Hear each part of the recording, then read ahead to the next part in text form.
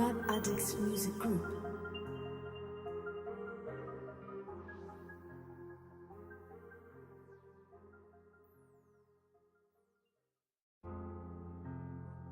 Lab Addicts Music Group.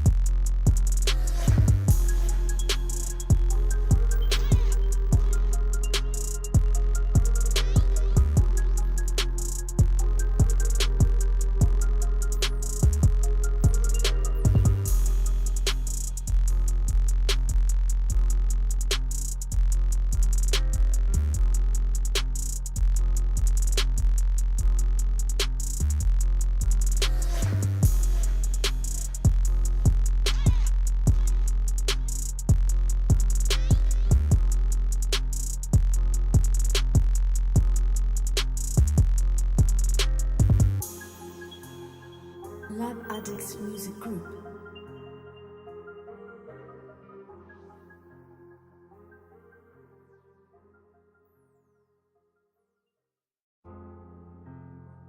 Lab Addicts Music Group.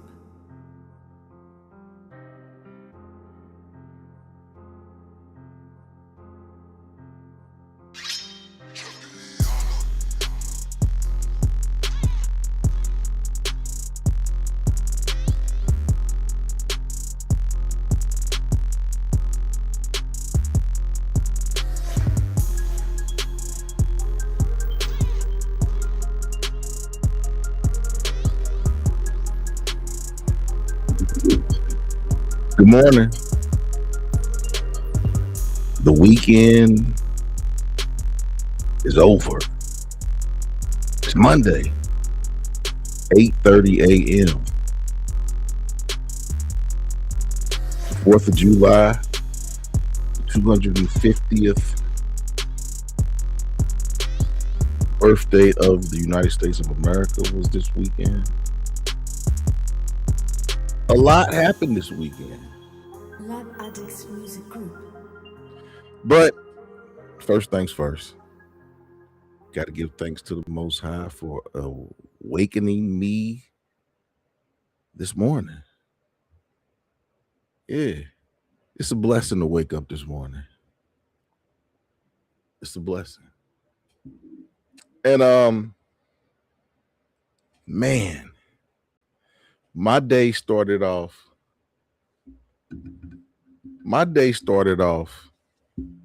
in grand fashion.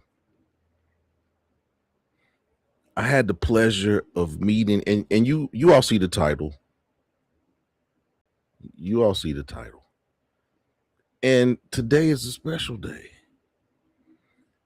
because I made the acquaintance today of the most beautiful little girl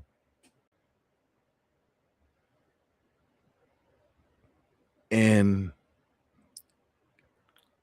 she just started my day off in such a great fashion that I had to, and we had a good conversation. Me, her, and her mother. And I had to acknowledge her today. And my newest friend, the newest member of the Maas Appeal family, Kaylonnie Lujan. And Kaylonnie Lujan is she's probably about 8 or 9. Probably she could be a little bit younger, but she's very, very smart. And her mother travel to Cincinnati from Las Cruces, New Mexico, to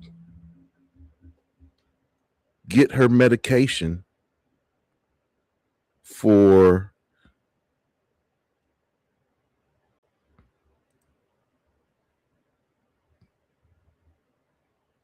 juvenile idiopathic arthritis.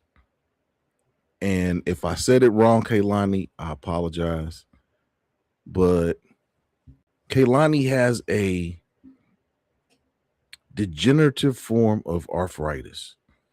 And she has to come to, previously, she had to come to Cincinnati, Ohio every week. Her mother told me that they come to Cincinnati every Sunday. But she's on a new medication, and now she can self-inject her medication. So she only has to come to Cincinnati once every 3 weeks now, which is a good thing. Because previously she couldn't, the medication she was on, she couldn't self-inject it. She had to come to Cincinnati to get it. But now, with this new medication that she's using, which is helping her, now she only has to come here once every 3 weeks. But Kaylonnie is such a beautiful soul. And she touched me this morning. And I want to thank her and her mother for just being such good people. And she's a fighter. She's the strongest little girl. And shouts out to Kaylonnie Lujan from Las Cruces, New Mexico, the newest member of the Maas family. Yeah. So shout out Kaylonnie in the chat and wish her well, because her and her mother have to fly every 3 weeks from Las Cruces, New Mexico to here where I live in Cincinnati, Ohio. And y'all know I drive Lyft and Uber sometimes. And this morning I picked her and her mother up from the airport. And shouts out to Kaylonnie, man. She brightened my day, and I had to acknowledge her. And today, the Wake and Bake Show is still the weekend report, but it's the Kaylonnie Lujan show. So shouts out to Kaylonnie. Say something to her in the chat. Wish her well, because she's a fighter, and she's going to beat juvenile idiopathic arthritis. So shouts out to Kaylonnie. But I got a good show for y'all, man. A whole lot happened this weekend. And we gonna get to it. So you all know the last 2 or 3 weeks, well, really since the beginning of the Wake and Bake Show, we have been discussing the Gilbert Arenas show and how Underdog basically, I mean, they paid for it, but basically they took over his show, took him off of the show, and basically kept his whole crew. And unbeknownst to anyone, there was a certain period of time that Gilbert Arenas had to go through after he left the organization before he would get his original name back, Gil's Arena, and he could basically start his own show. So I mean, you could just tell by how things, to me, it looks like Underdog was doing some underhanded things, basically pitting people against each other, making them choose loyalties and things of that nature. And last week, Rashad McCants came on the show, and he had on the Underdog t-shirt and the Underdog hat, and he was talking about how he pledged his allegiance and such, and the whole crew was on him, basically saying that he was slurping the Underdog people, basically kissing ass. They made a couple jokes about it, and basically Rashad McCants was under the pretense that basically it was going to be his show. He was going to do it with Skip. They didn't really talk about who was going to stay with the show and things of that nature. But this weekend, Underdog terminated the entire staff of the show, including Rashad McCants. And there's been a lot of back and forth between certain people. But over the weekend, about 2 months ago, there was a guy that was on, this is when they were still on the Gil Arena show before Underdog. There's a young man that was the editor on Gil's Arena. And basically, Kenyon Martin called him out for doing some shady stuff and basically embarrassed him on, I guess you could say, worldwide YouTube or whatever the case. Basically embarrassed the guy. And that guy kept his job, and he was one of the people that was still working with Underdog. But he is the person who came out and basically said that the entire staff had been fired on their day off.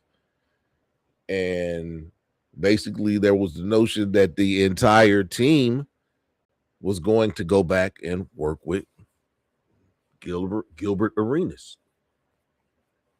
Well, Saturday, the editor came out and said, Gil, don't hire none of them back. They was all talking bad about you, talking down on your name, basically backstabbing them. And he said, don't hire none of them. And he said, I got footage, video, sound footage. He said he recorded a lot. So now there's this back and forth, and basically it looks like the editor is trying to stop Gilbert from hiring Kenyon Martin and Rashad McCants and Swaggy P. But the person that Josiah, I don't think Josiah really has anything to do with this, because basically he quit on the show last week, and basically he quit, and it's a foregone conclusion that Josiah is going to go back and work with Gilbert Arenas.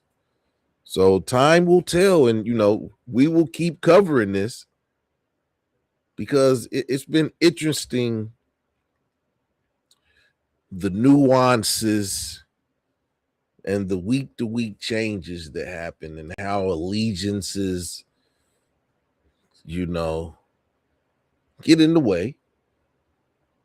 And the question I have is the first poll of the day is, do you think that Underdog is a shady media company? And I think it's really shady to basically, for the last week or so, having basically Rashad McCants come on there and basically pledge his allegiance to Underdog and all these things. And you don't know. I mean, he said it was a character. We don't know if it was a character or not, because he said he was in character, but he said that this was a new character. It was a different, because he was the lead of the show and things like that. But they fired him too. And it looks like basically Underdog, I'm not sure how many subscribers Gil's Arena had at the time that Underdog purchased them, but basically it just looks like Underdog purchased the subscribers. And a lot of people that are not in the YouTube hemisphere and things of that nature probably don't understand what happened with everything, but basically people buy YouTube channels all the time because,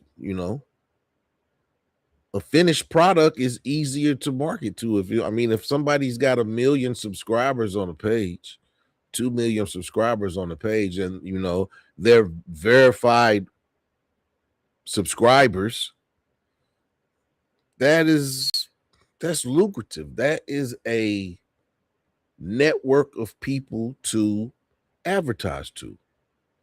And if you can go to media companies and say, I got 2 million subscribers on this channel, and of that 2 million subscribers, probably 1.6 million of those tune in to the shows that we have on this channel on a daily basis.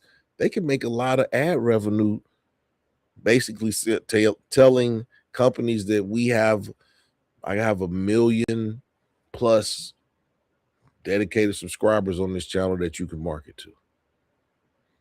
So a lot of companies would rather buy a YouTube channel, take over that YouTube channel, change the content, and basically hope that the subscribers that have already subscribed to that channel will stay subscribed. Time will tell. Will the subscribers be loyal to Gil's Arena and the brand that he built since 2023? Or are they going to stay with Underdog? And it seems like they bought those subscribers to give I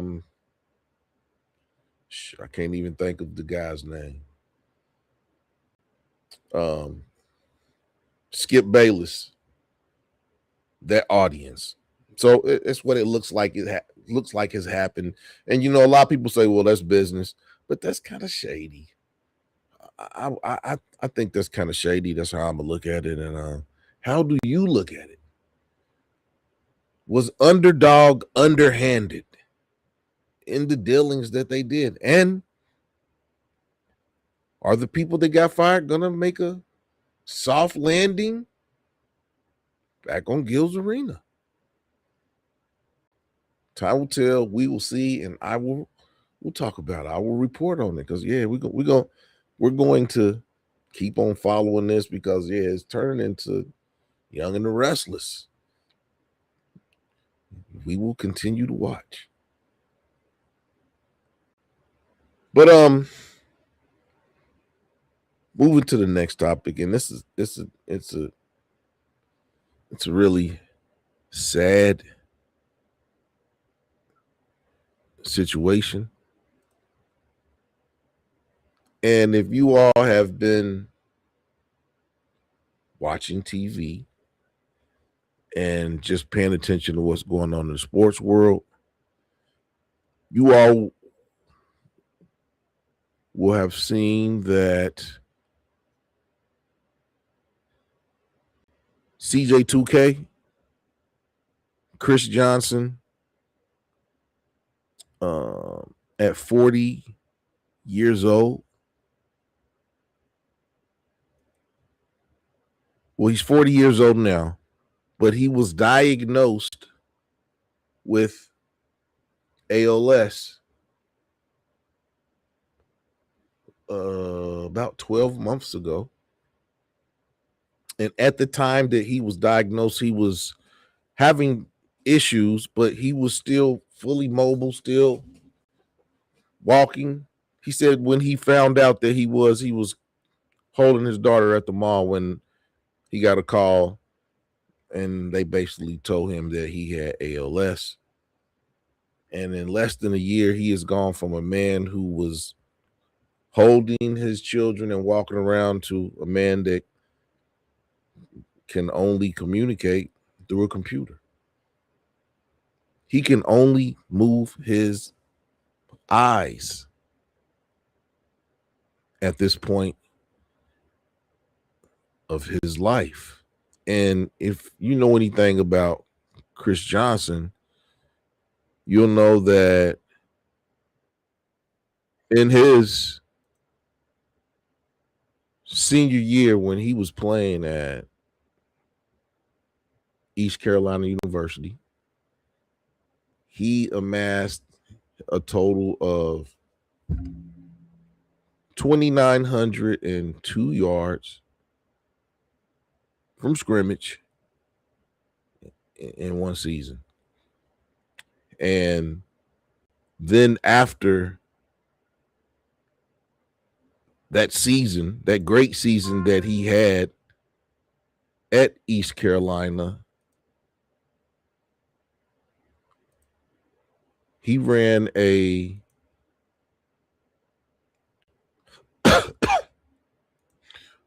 4.29, basically a 4.240, which at the time was the fastest 40-yard dash at the NFL Combine. And you'll see his highlights playing in the background. But this man was perfectly healthy, perfectly fine about 12 months ago. And in that span,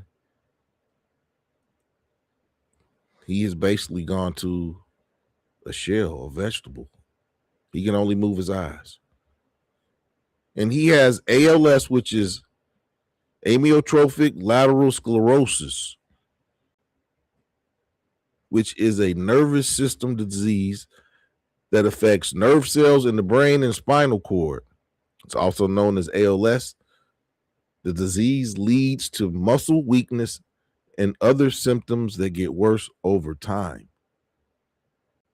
ALS often begins with muscle twitching and weakness in an arm or leg, trouble swallowing, or slurred speech. Eventually, ALS affects the muscles needed to move, speak, eat, and breathe, and there is no cure for this fatal disease.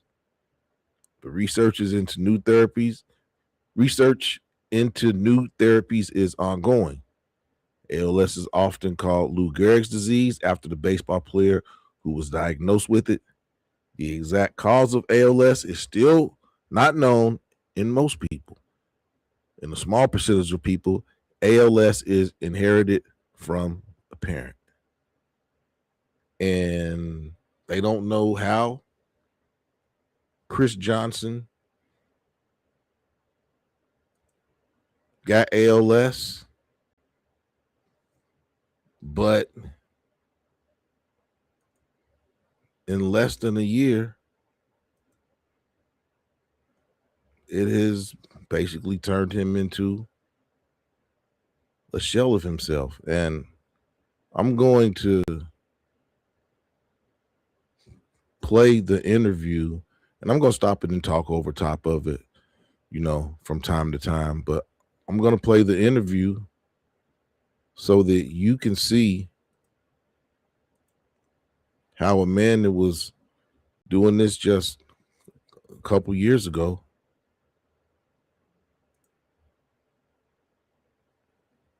is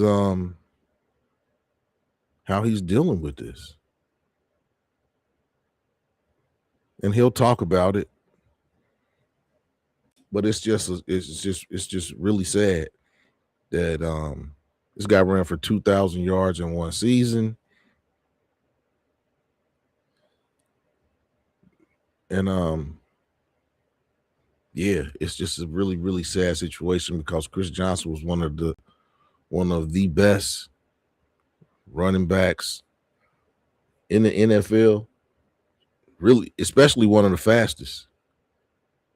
But he kind of just disappeared from the league, quietly left the league. And it was I was really sad when I saw the interview that he did on Good Morning America.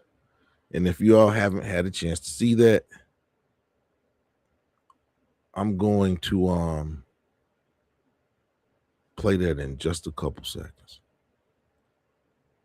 But yeah, ALS is it's a non-apologetic disorder. And yeah, it turns people into a shell of themselves. And he'll talk about it, how, there's nothing mentally wrong with them or anything like that. But he just has his muscles don't work any longer. But I'm going to play the interview that he did on Good Morning America with Michael Strahan. And yeah, let me pull this up and we're gonna get to it.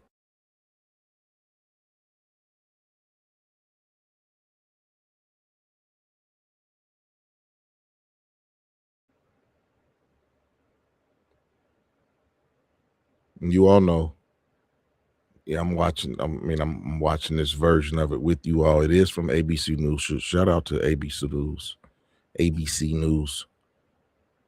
And if a commercial comes on, I'll pause it and bring it back up. You already know how I do. So let me pull this up.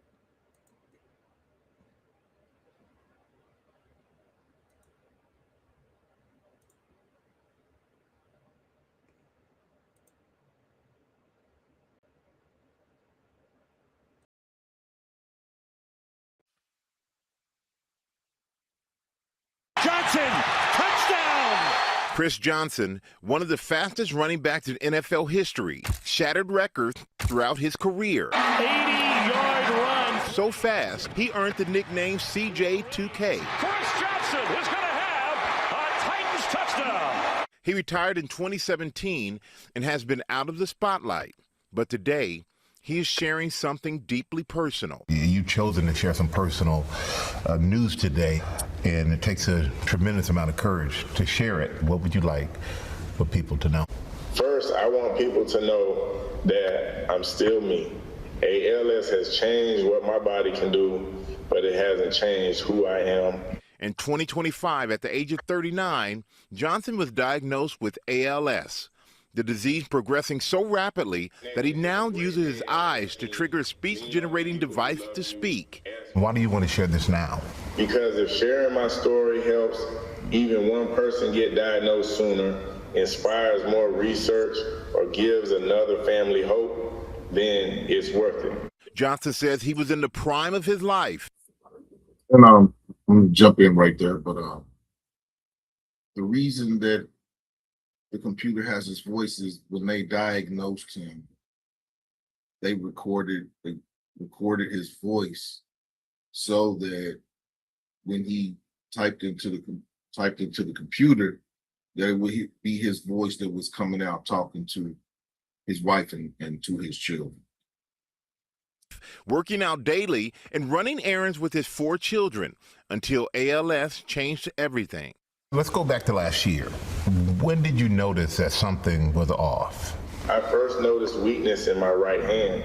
At first, it was little things like my grip didn't feel right, and I wasn't as strong as I've always been. His wife, Brittany, thought it was something much simpler. Brittany, what did you think it was at the time?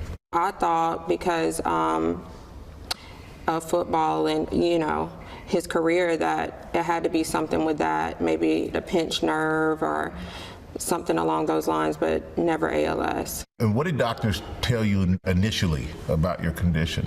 We hoped it was something else, but after thorough testing, they finally came down with a diagnosis of ALS. They told us about a medication that might extend life by a few months. Then they told us to get our affairs in order. It was hard hearing that, but after watching Good Morning America and seeing Dr. Merritt with Eric Dane, we reached out to her. She was willing to think more creatively, offering experimental treatments that might help and advance research. Dr. Merritt Sikovich is a neurologist and leading ALS researcher at Mass General Brigham Neuroscience Institute. Chris has been on standard of care, which is about 3 different medications that slow down the illness, but he was also part of a clinical trial, a therapy that decreases inflammation, and I think that helped him a lot. With no family history of ALS, doctors believe his is a case of sporadic ALS, the most common form of the disease, affecting about 90% of patients, occurring randomly in people with no known family history of ALS. That's one of the reasons this disease can be so shocking. It can happen to someone who never expected it. And for me, it's shocking. It's hard to process it for me because I know you, Chris, from just the incredible athlete that you are. How do you process it? Honestly, I don't know if you ever fully process it. At first you're in shock, then you realize you have two choices. You can give up or you can fight. I chose to fight. And Brittany, what was it like for you when you found out that Chris had ALS? All I could think about was our kids and how young they are. Just, you're in denial. You want it to be anything else. You want the doctors to be wrong. The life that we previously had is like now a thing of the past. But we're still hopeful. We're hopeful, you know, that a breakthrough will happen and that, or, you know, God, a miracle will happen, you know. And what kind of support has helped you the most through this? Without a doubt, my wife, Brittany, she hasn't left my side through any of this. And his wife, she's already professed to Chris Johnson that she said she will never date anyone else, and she will never remarry anybody else because she said that nobody can. She said she could never love anybody the way that she can love Chris. And I mean, that's a testament. It's a testament. My kids are also a huge part of why I keep going. Every day I wake up wanting more time with them to make more memories and just be their dad. They give me a reason to keep fighting. Love it. I know, Brittany, the unsung heroes are the caregivers. So what has this been like for you? Oh, it's tough. It's tough. Like, we have good days, we have bad days, you know. Our life has shifted so much and it's a heavy workload, but I have no doubt that this is what, you know, I was called to do. So how has it progressed since you've been diagnosed? It's continued to progress much faster than I ever imagined. I want people to understand just how quickly ALS can attack your body. Just over a year ago, I was picking up my 7-year-old daughter, so she make a wish with her birthday cake. Today, I couldn't do that. And what do you hope people, or you wish people understood about living with ALS? That your mind stays sharp. People sometimes look at the physical disability and assume you're not still the same person inside. I still think the same, I still dream, I still love my family. My body just doesn't cooperate. What are the doctors telling you about the treatment and the progression? Having doctors who are willing to collaborate and explore every reasonable option has meant a lot to my family and me. Right now there isn't a cure, but we're seeing more research, more clinical trials, and more promising ideas than ever before. Seeing how hard these doctors and researchers are working gives me hope. As long as they're fighting for people with ALS, I'm going to keep fighting too. We're going to pray for Chris Johnson. He's fighting the battle of his life for his family, for his wife. He's got a strong wife that's standing next to him, and, you know, we're going to pray for Chris to, you know, there's a cure for ALS. Less than a year ago.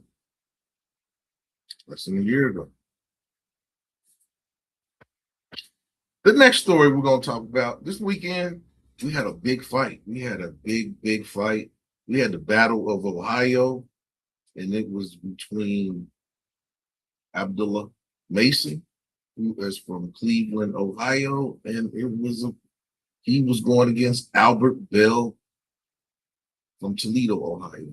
Albert Bell was a seasoned veteran. He's 28-0. Beaten. Lots of people had basically not fought against him because he was looked at as a very tough fight.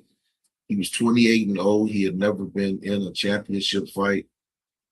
So it was like he was like a gatekeeper, but he kept beating everybody, but he never got a title fight. So his friend and, you know, their families know each other. They're very close. Albert Bell, who he sparred with, they've trained together. They're both Muslims. They've prayed together. Like I said, their families are very close. He got a 10-day notice because somebody backed out of fighting Abdullah Mason. And basically, Albert Bell accepted that fight on a 10-day contract. It was his first chance to win the title. And he came out really, really strong. I would say that he won. It was a 12-round fight. I would say that he won the first 6 rounds of the fight. But then, you know, the young lion, Abdullah Mason, is the youngest champion. He's a WBO lightweight champion. He's been a champion since he was 21 years old, 3 months. And he was going against Albert Bell, who's 33 years old. So towards the second half of the fight, Abdullah Mason basically turned up the heat and basically started stalking, started connecting a lot more to Albert Bell's body, slowed him down. Then in the 12th round, he got a stoppage. I, along with many others, thought it was a premature stoppage. I mean, I think with 20 seconds left in the last round of the fight, you can let him go out and shield. It had been a great fight. There are people that are saying that, you know, he probably could have still been in the lead, but I don't really think he was in the lead. He had been knocked down twice, but I think somebody that's 28-0 and they're fighting for the title, and it's 20 seconds left in the last round, I think you let that fight go out and shield. There was a lot of people who thought that the fight would stop early, even though it was self-evident that Abdullah Mason was going to win the fight. Yeah, that referee really did something bad. Abdullah Mason won the Battle of Ohio from Cleveland. Yeah, the young champion, I think he's 22 years old now. Shakur Stevenson really doesn't want. There's a lot of people that Shakur Stevenson doesn't want to fight. Is he going to fight Abdullah Mason? I don't know. We're going to find out. The fight game is going to be good going into 2027. Got some big fights coming up. You already know Devin Haney Debo, and he's supposed to be fighting the 2 Davises on his next 2 fights. So we'll see how that goes. Boxing is still boxing. There's a lot of people who say UFC is better than boxing. I disagree. Boxing is a science. And I'm not going to say UFC is not a science, but boxing is much more technical. Much more technical. This weekend, Lil Wayne. It's the concert in Maine. People were at the concert waiting on him. They came over the PA system and Lil Wayne apologized and sorry that they had to cancel the concert. Didn't really talk about making up the concert, but he had another concert the next day somewhere else. The concert started at like 9 o'clock. Lil Wayne showed up at 11:15 or 11:20.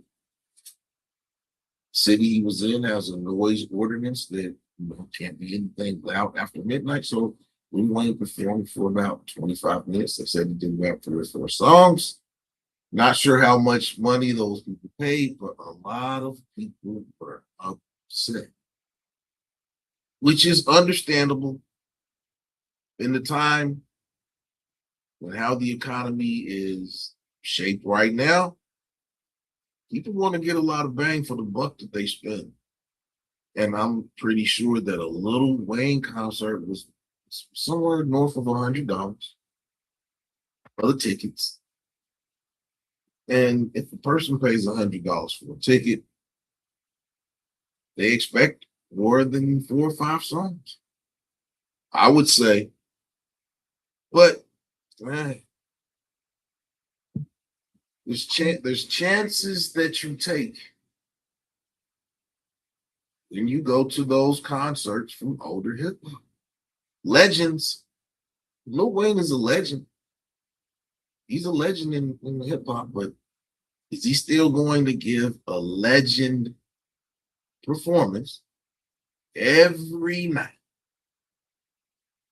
And I would say no. So you're going to have some cities where Lil Wayne performs, and he's going to be in a good mood, and he's going to be energized, and he's going to give an A1 show. And then there's going to be cities that he's at where it's going to be lackluster. He's older. It happens. Just hope and pray that you're in one of the cities where he's energized. Because even though there are people complaining, there are people that are coming out and said when Lil Wayne came to where they was at the concert, it was raw, he rapped for 2 hours. And so I think that, there are some hip hop artists that you can go to the concert and you're going to get what you expect. And then there are some people that you're going to go see, and it's going to be a coin flip of who's going to show up. And I mean, a lot of people just need to come to terms with that. That if you're looking for Lil Wayne to come and give an A1 performance, it's going to depend on what city you're in. And yeah, if it's a back-to-back concert or if he has a day in between, you might want to look at that stuff like that before you buy your tickets. I mean, if you're going, unless you're just going to be happy to see Lil Wayne, and if he raps 4 or 5 songs, you'll be happy, then I mean, but yeah, Lil Wayne's a legend. He's stamped as an artist. But I'm pretty sure he's in his, is Lil Wayne in his 40s? I mean, even if he's not in his 40s, he's had a hard life. His body is probably in.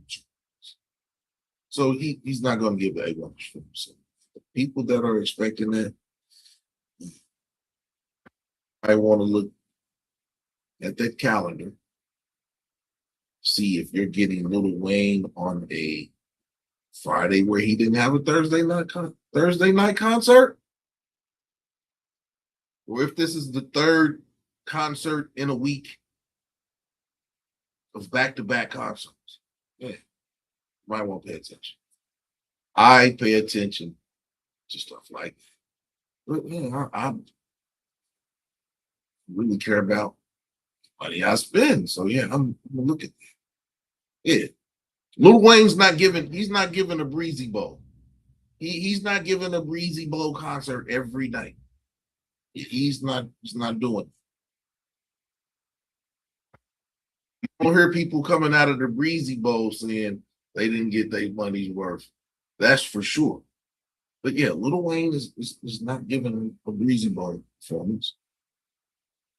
And yeah, it's going to depend on what city you're in and where you're at on the schedule. If you're going to get A1 Lil Wayne or subpar Lil Wayne. And subpar Lil Wayne has been really, really sub.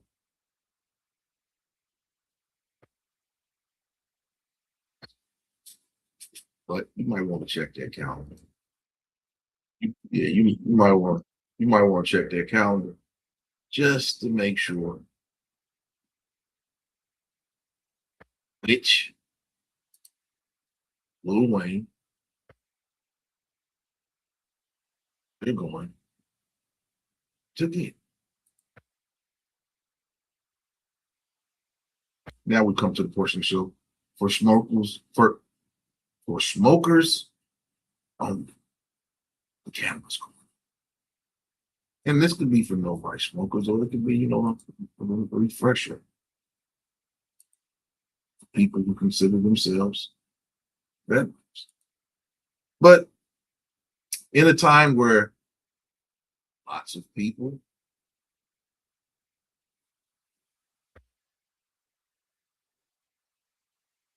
in between jobs, lots of people are consuming marijuana products in between those jobs, and lots of jobs Don't care.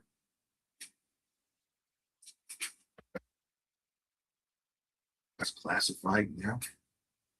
We're still testing. And if you haven't had interviews in a long time and you're interviewing for a job, the last thing you want to do is fail a drug test for a job that someone is going to hire. And there's lots of people that are applying for jobs at the airport and things of that nature. But just know that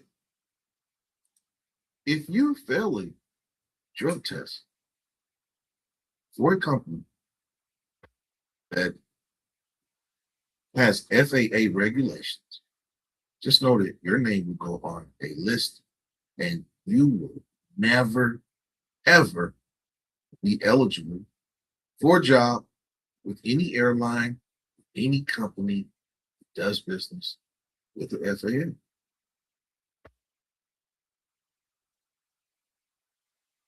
Probably say that about most federal jobs, especially in this climate for some people. So, today's conversation, and I'm also going to, for the people that don't have as much regulation in terms of their consumption of marijuana, I have a short video that's going to show you how to prepare cannabis that you can use in. But before we talk about that, I'm going to talk about how this weed stay in your system. And as with all the information that I give you all about marijuana, for the most part, it comes from Leaflaw. And this is from leaflaw.com, which is good.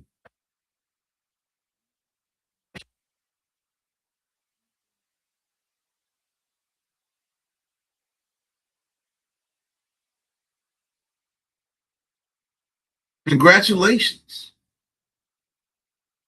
You just landed your dream job. Your eyes widen as you read through the offer letter from your future boss. Salary, health benefits, 401k. All that hard work has finally paid off. But as you reach the bottom, your heart stops. Routine drug tests, urine, marijuana. And it sets in. When was the last time you smoked cannabis? 2 weeks ago? 3 weeks ago? And how long will it show up on a drug test? Although conventional wisdom says at least 30 days, the answer is not straightforward. There are many different kinds of drug tests available, which have varying levels of sensitivity and time periods to detect marijuana in your system. Additionally, usage as well as an individual's unique biology make the calculation of a detection window, the number of days after ceasing usage, that a drug test will continue to be positive, even more complex. There is no typical window of detection, says Ryan Vandry, Associate Professor of Psychiatry and Behavioral Science at Johns Hopkins University.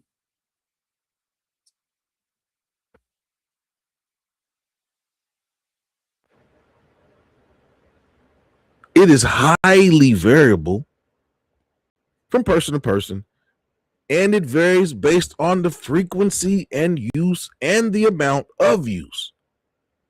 So there is no way of predicting or knowing how long someone would test positive with any kind of certainty. People tell you anything to get your money.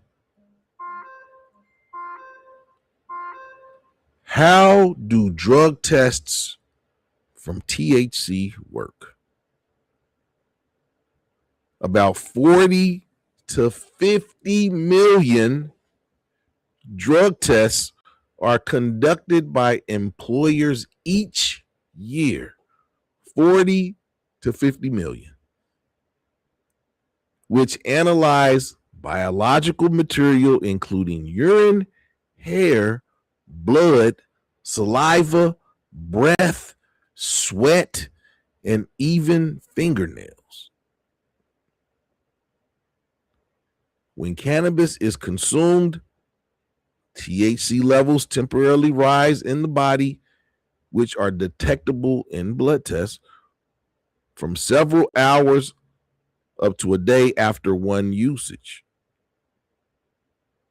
Although these levels drop significantly after a few days, there are other means of determining recent usage.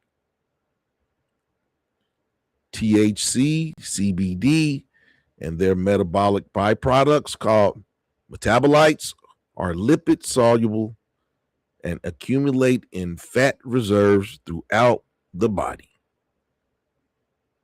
These molecules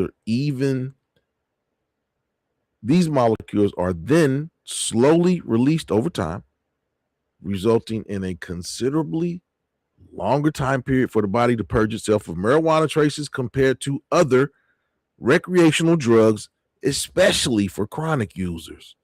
You smoke every day, weed is not leaving your system in 30 days. Hair tests tend to have the longest detection window, capable of registering the levels of a non-intoxicating THC metabolite called 11-nor-delta-9 carboxy THC,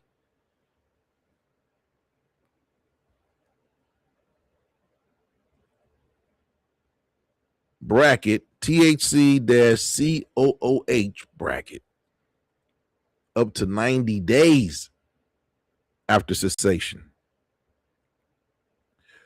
While each drug test has its advantages, urine tests tend to be the test of choice by most private employers and are the sole tests recommended by the Substance Abuse and Mental Health Services Administration, a branch of the United States Department of Health and Human Services that sets standards for drug testing of government employees. Like hair tests, urine screens do not directly measure the amount of THC present, but rather the levels of the metabolite THC-COOH.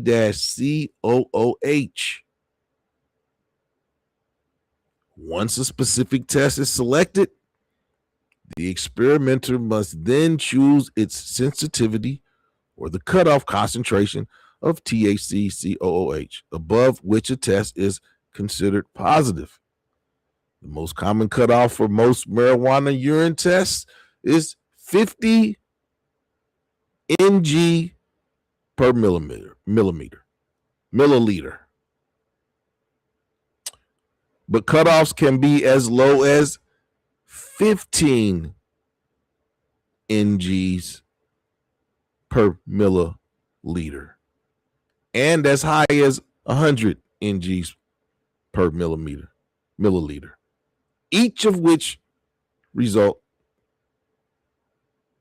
in widely different detection windows. Damn. I didn't know it was this deep.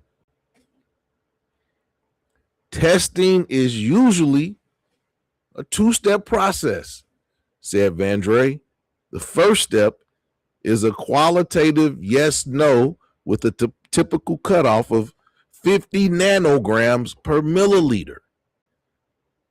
And if you see a qualitative positive, then you send it off for confirmation with a more sensitive quantitative assessment that uses a 15 nanogram per milliliter cutoff.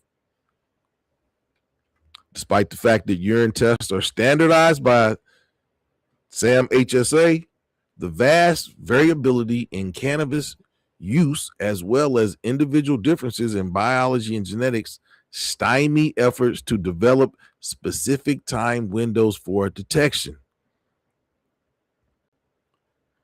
How long does weed stay in your system?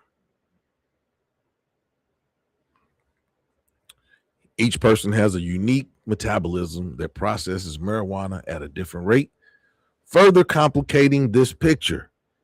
Even among people of the same gender and age, individual lifestyle choices such as level of exercise and eating habits may also affect the amount of time required to pass the drug test. So those with higher levels of fat content store cannabinoids more readily than leaner folks. So if you got some weight on you, it's going to take a little bit longer to get that weed out of your system. You on the skinnier side? Not so long. Given these preliminary grains of salt, however, several studies have explored this question over the years, offering some general guidance for those awaiting an impending drug test. There are many different types of drug tests, as they stated earlier, but the most common is the urine test. Generally speaking, for urine tests, occasional smokers shouldn't have THC in their systems after 3 or 4 days. Chronic smokers shouldn't have THC in their system after 10 days. How long does weed stay in your urine? THC can be present in urine from anywhere between a couple of days up to 30 days, and it depends on a variety of factors. According to a 2005 review by Paul Carey, director of the Toxicology and Drug Monitoring Laboratory at University of Missouri, while detection times in excess of 30 days do occur for some, they are largely an exception. For example, a 1989 study of chronic users showed a maximum detection window of 25 days at a sensitivity of 20 nanograms per milliliter. Yet, he points out that only one subject tested positive after 14 days. Yo, what's going on, Indian skeleton? And it took an average of just about 9.8 days before cannabinoid levels were no longer detectable. And while a 1984 study testing chronic users at a cutoff of 50 nanograms per milliliter showed a maximum of 40 days to get clean, 8 out of 10 subjects needed only 13 days to show their first negative. Consequently, Carey offers some shorter estimates of detection windows that he believes would be reasonable to expect given an individual's frequency and usage at the sensitivity of the particular urine test. At the standard 50 nanogram per milliliter cutoff, he states it would be unlikely for a chronic user to produce a positive urine test result for longer than 10 days after the last smoking episode. Now, I guess that's going to depend on, the size of you, if you're skinny, if you're fat, if you got muscle mass, fat stored, because the cannabinoids are stored in fat. So, as they said earlier, it depends on your body size as well. And if this sensitivity is dropped to 20 nanograms per milliliter level, he posts that this detection window extends to around 21 days for frequent users. Meanwhile, for those who smoke marijuana occasionally or for the first time, it would be unusual for detection of a cannabinoid in urine to extend beyond 3 or 4 days following the smoking episode at 50 nanograms per milliliter. This is drawn out to around 1 week for a more sensitive 20 nanogram per milliliter threshold. So basically, if you occasionally smoke weed 3 or 4 days, if you smoke chronically, anywhere from 10 days to 30 days. But that means that you can't stop smoking. And then at the 20th day, I can just take a little bit. No, that's going to start your clock over again. You're going to fail your drug test and not get that job. How long does weed stay in your hair and blood? Although urinalysis is the most common way to detect cannabis, some drug tests measure the presence of THC in your hair or blood. So how long is THC detectable in your hair or blood? Hair testing offers the widest detection window, up to 90 days after you quit using cannabis. Damn, 90 days. If you bald head, it don't matter. And then if your hair doesn't grow on your underarms, it really doesn't matter because they don't use leg hairs, and I don't think they'll use your pubes. So yeah, I think if you're bald headed, yeah. And the reason I know this is I have had to take a urine drug test, a breath drug test, urine, breath, and a hair drug test. Now, the hair drug test, I just had to go to the center and give some urine because I didn't have hair. And I didn't have hair on my underarms. And yeah, no pubes. But yeah. And the breath test, basically your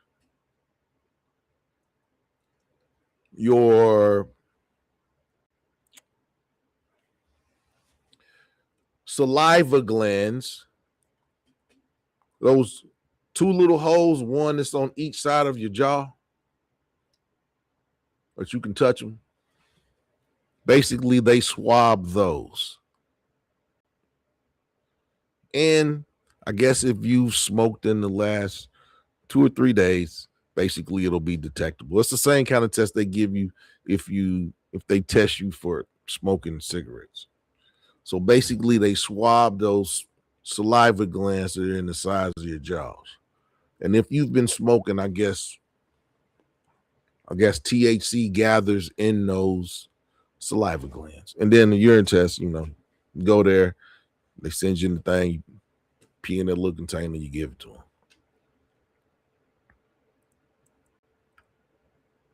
And then it talks about factors that may impact drug test results.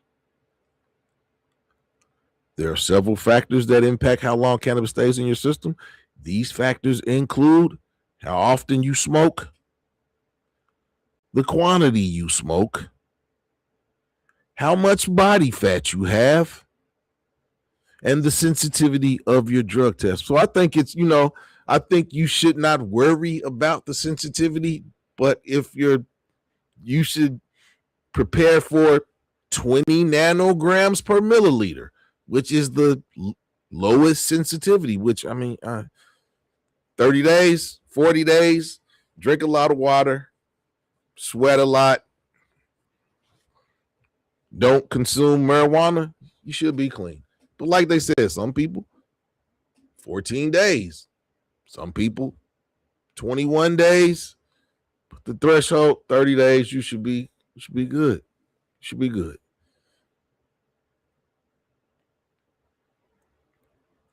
Flegel also noted that he often sees cases where individuals fluctuate between positive and negative tests for marijuana over a period of time.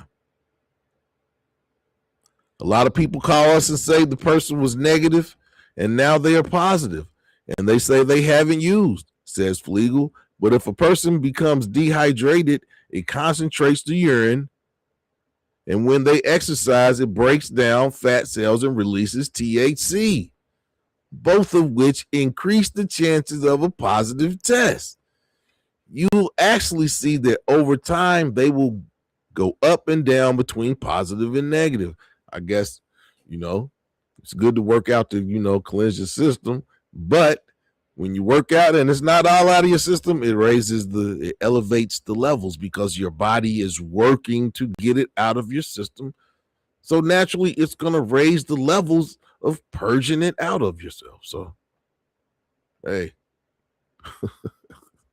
boy.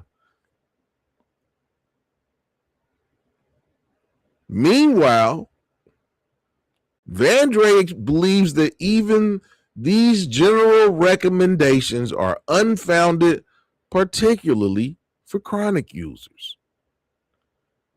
In a single acute use for a fixed dose, we might see a range of variability on the order of days, he says. So someone might be clean the next day and others might be positive for 7 days. And if you were talking about frequent, repeated use of, the variability just gets bigger. I have had people who smoke cannabis all day, every day, be clean in a week and a half, and others be dirty for 2 months.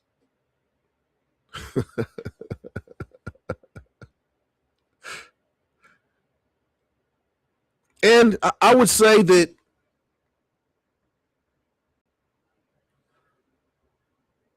I have a friend, and he was on probation for driving under the influence of weed and alcohol. And I know they did it in steps, because the first time he went, they said, okay, we'll give you another, next time you come, it better be gone or lower. And then you come and it's lower than whatever the threshold was the last came, so they know that you're not smoking. And then by that third time, you got to go, it's got to be clean. So that's 3 months. So, yeah. They give you 3 months to be totally clean. And that could be different in different places, but I just know that my homie, he went and they drug tested him like immediately when he started whatever program he was in. And they was like, yeah, it's got to come down. Nothing, no alcohol, no weed, no nothing. Couldn't do nothing. So after the next month, he said he was clean. And then the third month, he was, but he had to continue to do this.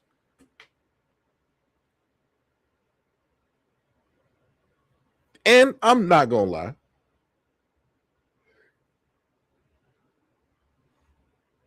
During this time, because he's a chronic smoker. So during this time, he did repeat testing positive. But the levels that were they was like, quit playing now. Like, we can still, you ain't smoking like you was, but. And then he was like, I got to go cold turkey. So then he went cold turkey, and he would just have his friends, he would just be around them. Because if he wasn't inhaling or and he didn't have any issues. So there is a period, and like he's saying, there is a period of time that, you can just, continue to test positive because it's not fully out of your system.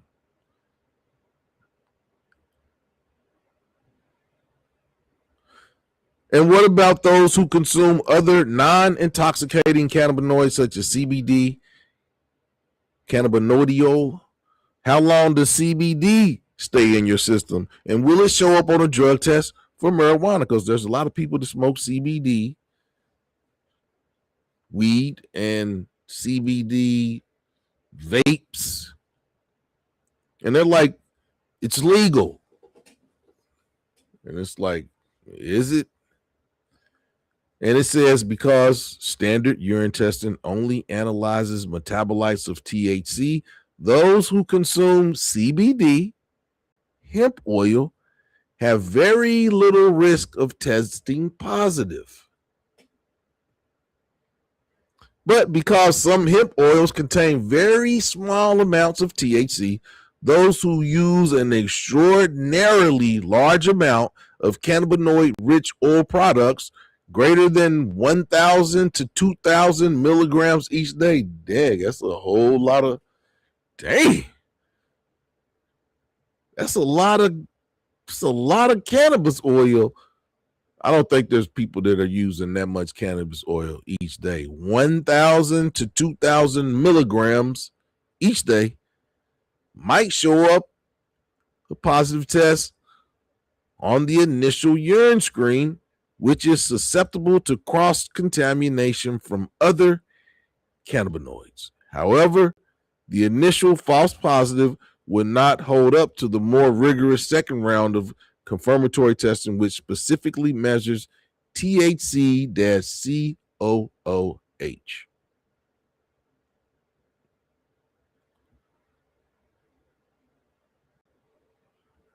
Then the last section, it's not the list, two more sections. So the last section is, two sections are how to pass the drug test. Don't smoke weed. None of the products, don't smoke weed. That's how you pass a drug test. And how long does it take to pass a drug test? For those who are able to quit, one common technique is to flush out your system by drinking a lot of water. This can be a good approach, as dehydration will increase the concentration of your urine and could increase your chances for a positive result. If your urine is diluted too much, however, it will automatically invalidate the results and you will have to repeat the test. So hydrate carefully.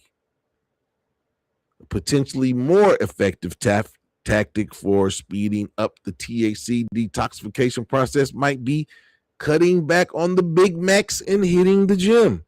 As I said, fasting is going to burn fat, which is going to release more cannabinoids.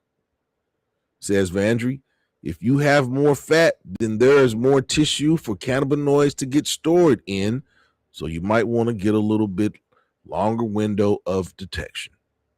Nonetheless, it is important to give your body enough time to clear out these stored cannabinoids, as exercise or fasting will likely result in a transient spike in measurable THC metabolites as they exit the body.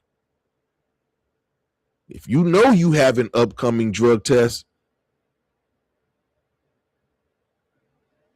not all hope is lost. Given the current detection windows for standard cannabis tests, it's likely you will be able to pass a urine test as long as you are not an extremely heavy user and are given sufficient advance notice. But if your employer tests you regularly and without prior notification, perhaps it wasn't a dream job after all. And we have these conversations because a lot of people smoke weed now. And a lot of people don't know about drug tests and detection windows. I hope I have said something. Thanks, India.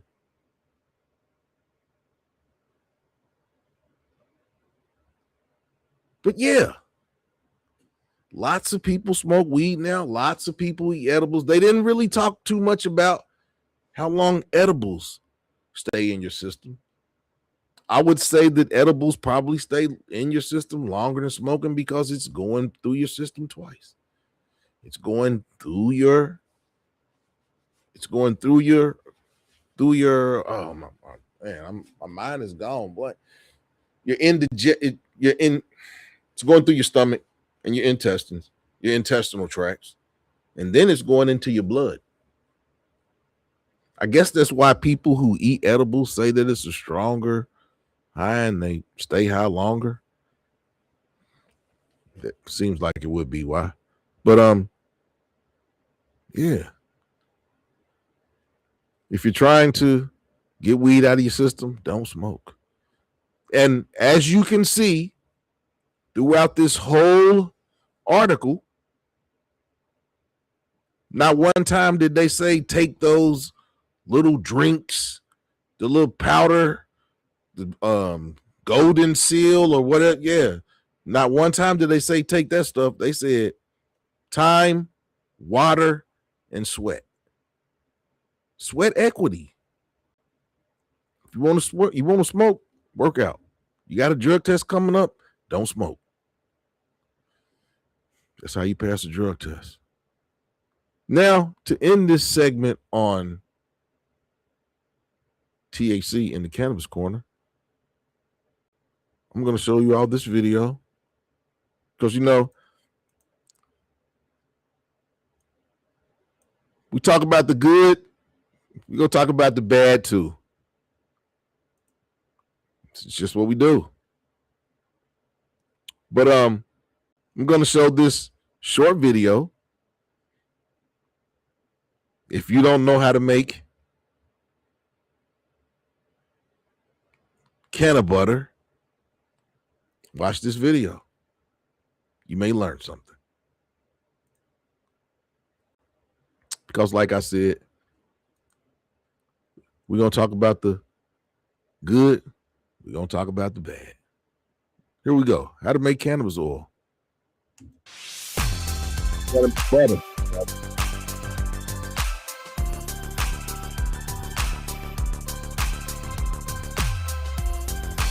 Oh, no, this ain't, I'm sorry, y'all. I'm sorry.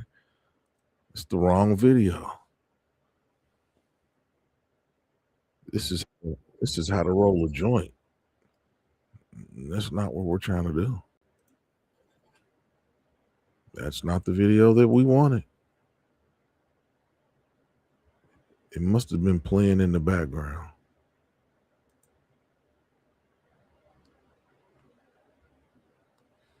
I think it was. But we're going to try this one more time. How to make canna butter. And canna butter is what you put in your edibles. And here we go, y'all. Today we're talking canna butter. You can make it with two simple ingredients, cannabis and butter. To begin, the THC in your cannabis must be activated by heat, a process called decarboxylating.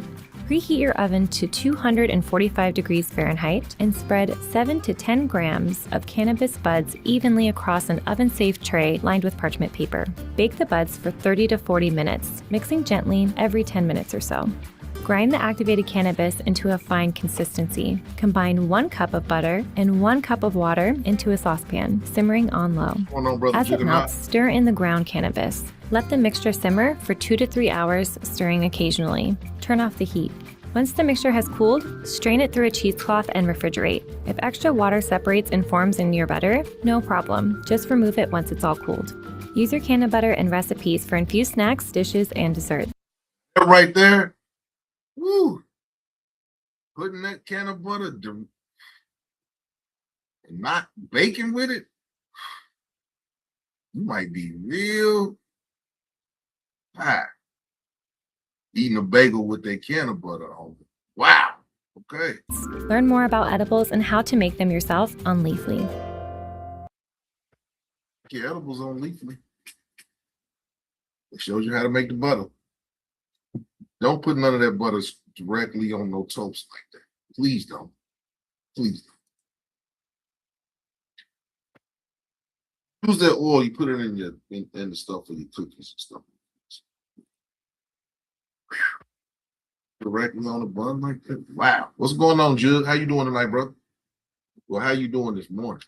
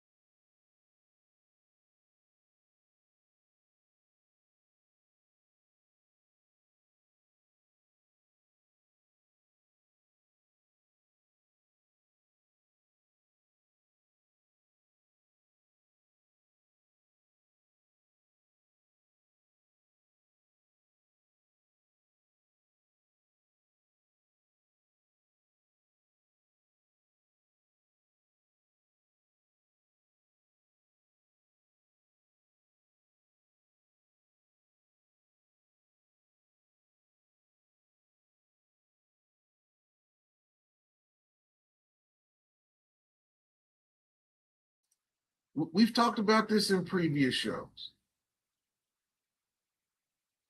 We've talked about this in previous shows, and this generation does not respect their elders at all.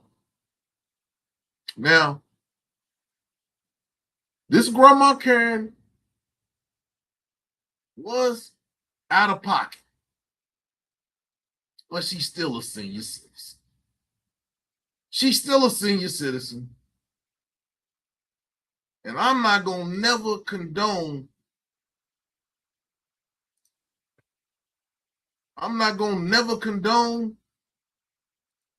stealing on Granny. I'm not going to never condone stealing on Granny. But Granny was out of pocket. We'll let y'all see Granny.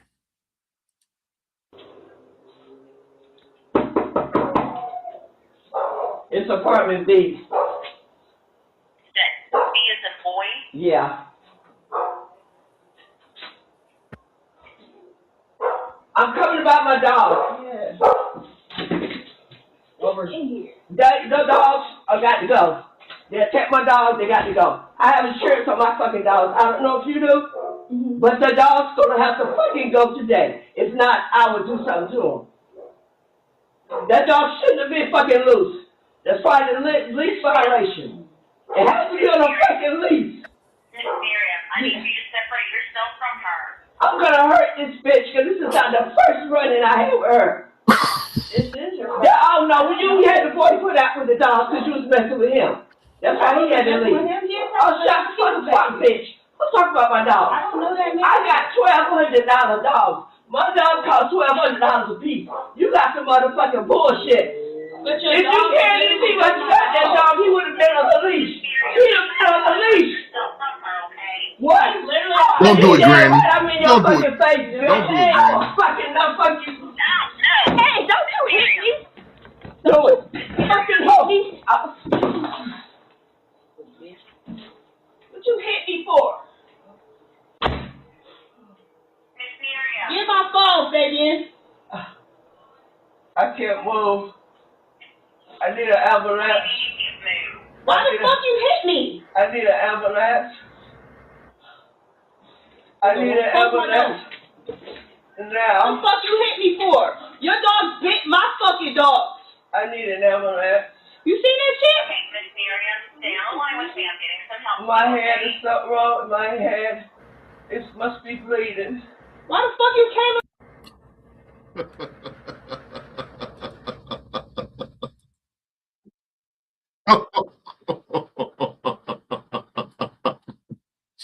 Grandma. Damn, Grandma. Damn, Grandma. Now, we're going to continue this same thing, but not the grandma. This next video, this is WWE. That's what we're going to see. This is WWE.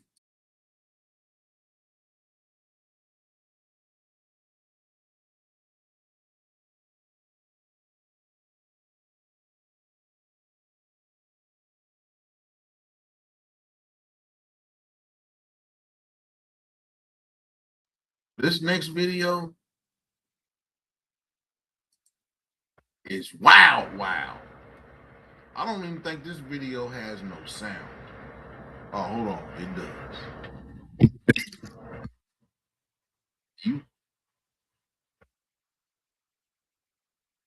We don't condone, here at Maas Appeal, we don't condone violence. We don't condone violence.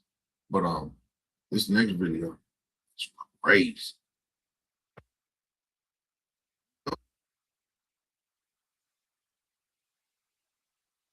This is, I might have to run this back 2 times for y'all. No. Here we go, y'all. Now, just pay attention. Pay attention to the top of the roof.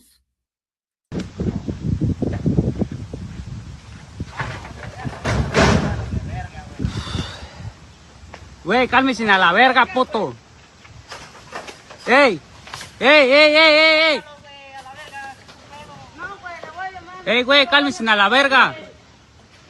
Hold on, we don't condone any violence, but we gotta take that Hey, back. güey, cálmense. He throws him off, threw him off the roof.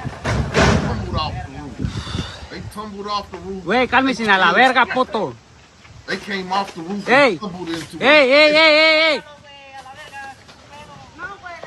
Hey, güey, cálmense a la verga. Dude, they got thrown off the roof. He already come back around. He really don't want to fight. Hey, güey, cálmense. Hey, güey, no le pegues, güey. No le pegues, güey. Van a llamar a la policía a los güeros si no se calman, hijos de la verga, You better walk away. Andan agarrándose a vergas, calucha, estos vatos, güey. ¿Para qué vergas mandan a esta gente, güey? That was wild, y'all. That was wild. They tumbled off the roof, scrapping.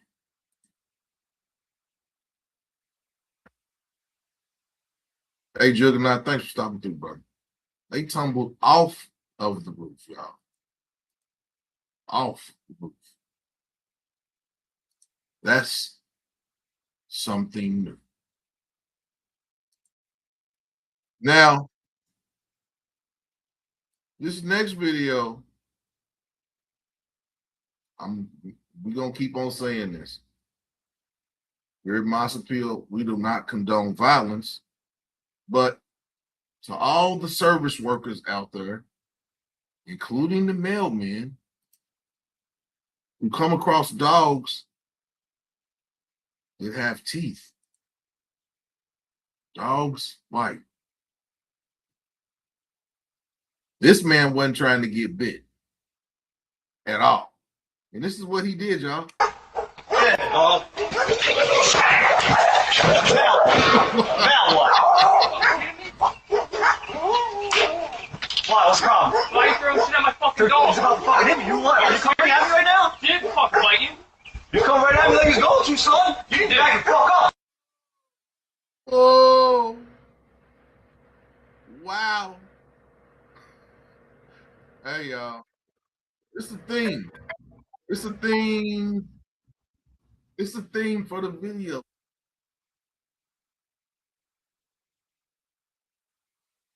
Ain't trying to get bit, and people ain't going for it. People ain't going for it right now. They're not going for it. Against man, against dog, against robot too.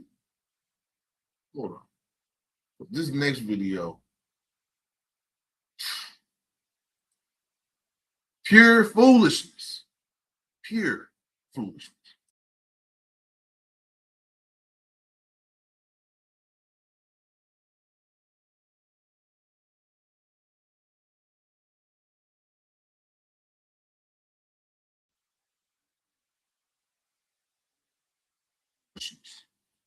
Pure foolishness. Now, to get slammed is one thing. To get slammed like this is something all together different.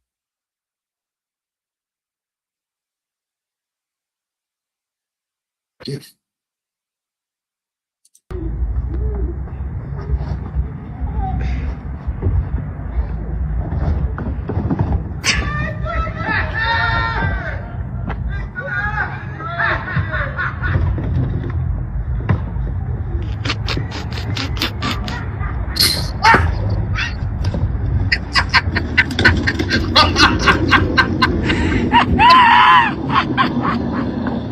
Hey, y'all.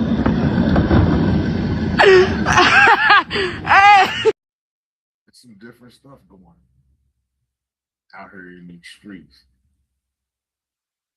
There's some different stuff going on out here in the streets.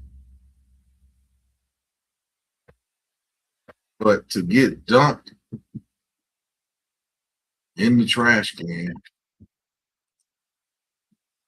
and carried off down the street,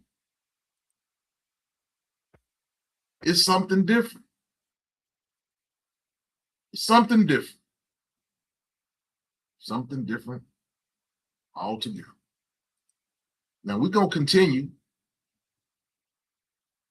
And The weekend, 17 states issued a CDC warning on drinking water.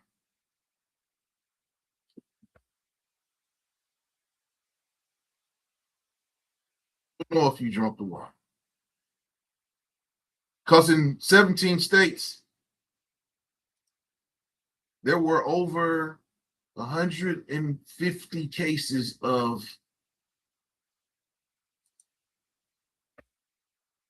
I'll let them tell you. They can tell you better words than I can. Infection is spreading across our region, and it's making people sick. Health officials say cases are climbing in southeast Michigan and now northwest Ohio as well. 13 Action News reporter Brianna Weaver joins us now with how it spreads and where we're seeing the highest number of cases. Brianna. Christian, Lucas County health officials report about 65 cases so far.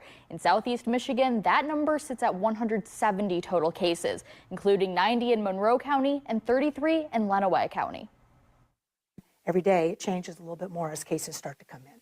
Cyclosporiasis is an infection that takes a toll on the gastric system. Symptoms such as diarrhea, abdominal pain, nausea, vomiting, sometimes fever, sometimes chills, and sometimes bloody diarrhea. Lucas County epidemiologist Teresa DeTano says the infection is spread when someone eats or drinks something that is contaminated.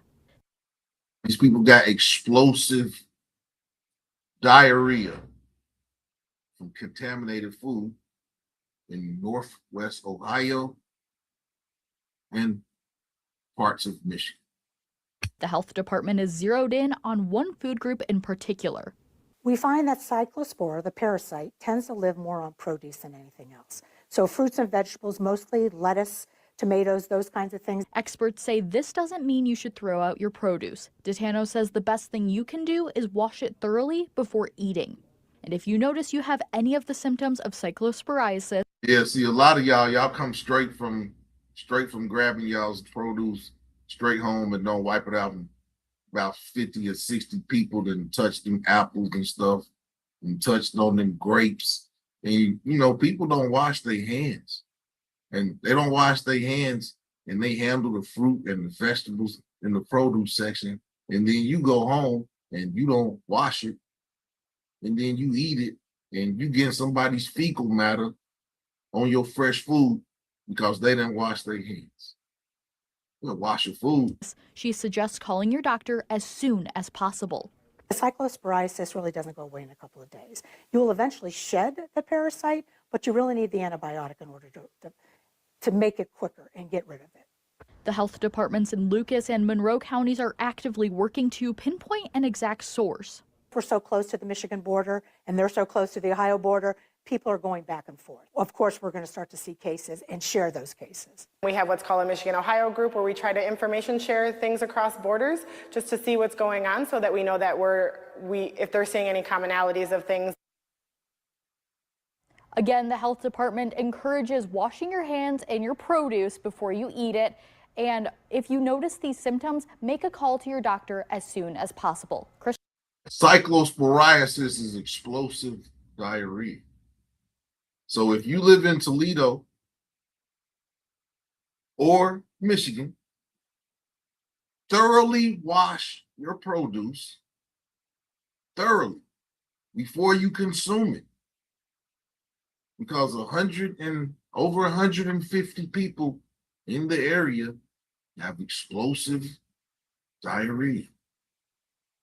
Wow.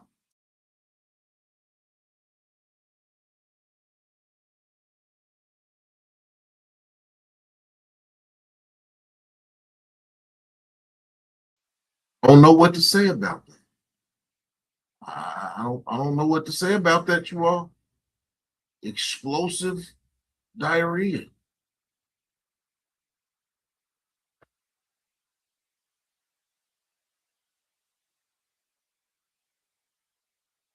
I think we're going to end the show right there.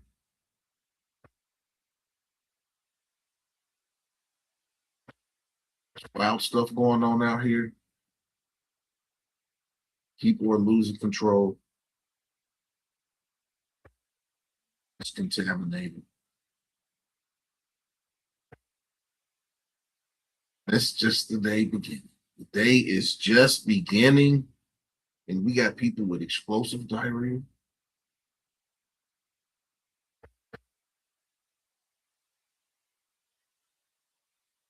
I hope that I entertained you this morning with some funny stuff and with some serious stuff.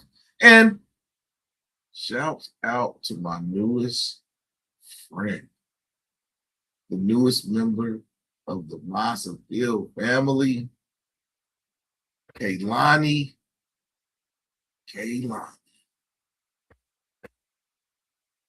The homie from Las Cruces, New Mexico. She's here in Cincinnati getting her treatment for pediatric arthritis. Everybody pray for Kaylonnie. Give her a shout out in the chat. This your boy Maas. This has been another edition of the Wake and Bake Show. Hope y'all enjoyed it. I enjoyed seeing y'all. It's your boy Maas. I'll see y'all tomorrow night on the Adult Conversation with Maas. Now I can go to sleep. It's time. It's time to go to sleep. I'll think up on this. I appreciate you all sticking around and watching the show with me. I'll be back Wednesday. Show. And like I said, tomorrow night, Tuesday night, 9 p.m. Kaylonnie! Got people who love you here in the area. That's the homie. Pray for her that she gets better.